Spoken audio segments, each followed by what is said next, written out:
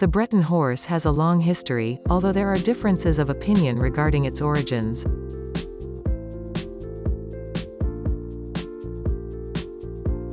According to some, the breed dates back 4,000 years or more, to when it was introduced to Europe by Aryans from Asia. For others, it comes from the crossing between Asian horses and local horses.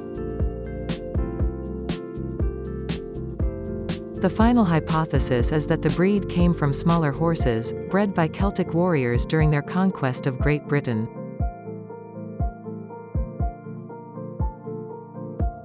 In any case, a population, probably derived from steppe horses ridden by the Celts, existed for many years in the Breton mountains.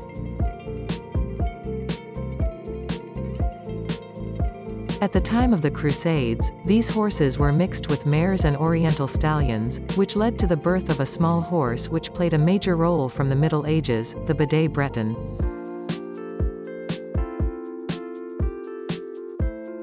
A major change occurred in 1666, when Breton mares were crossed with horses from Germany and England.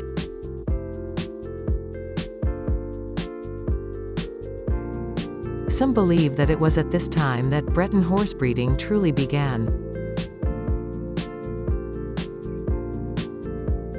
The 19th century was flourishing for the breed, because even if it had the reputation of being unsightly, everyone agreed that it was robust, courageous and hard to fatigue. During the development of the road network at the end of the 19th century, the Breton horse was crossed with light horses and the Norfolk trotter, which gave birth to the flagship of the breed, the postier Breton.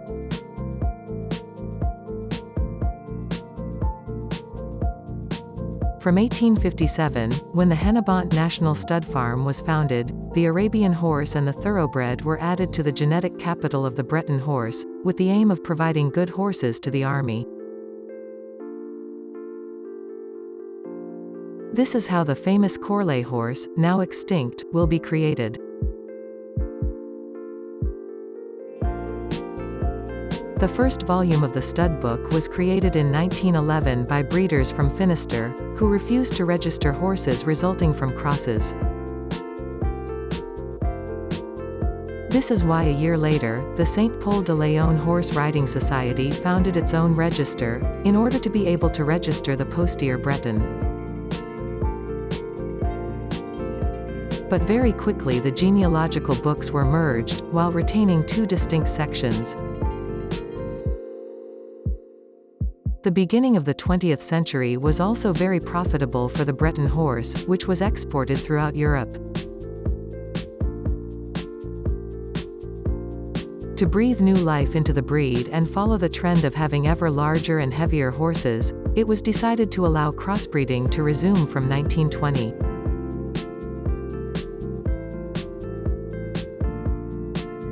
But 10 years later, blood contributions were officially abandoned, because they were considered responsible for a degeneration of the breed. Finally, on January 4, 1926, the sections of the stud book will disappear and all the registered horses will be listed together by ministerial decision. However, in the 1930s, its closure was considered, because many mares were crossed illegally, which caused the number of registrations to drop.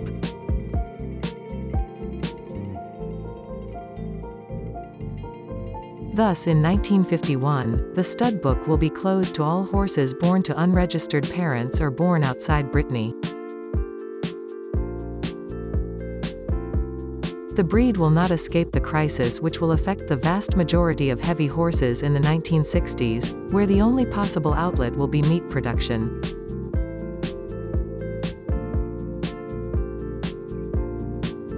The horses will be fattened until they sometimes reach 1 ton, and the different types of the breed will gradually become extinct.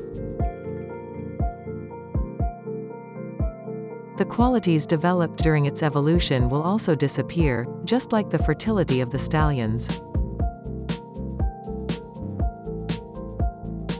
It was not until 1990 that the situation improved, thanks to the popularity of leisure horse riding.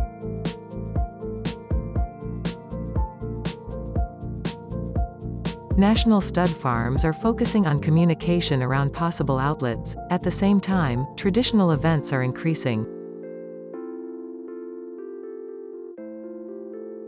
Thanks to a new generation of breeders, the breed is now experiencing growing popularity, making it one of the most widespread draft horses in France.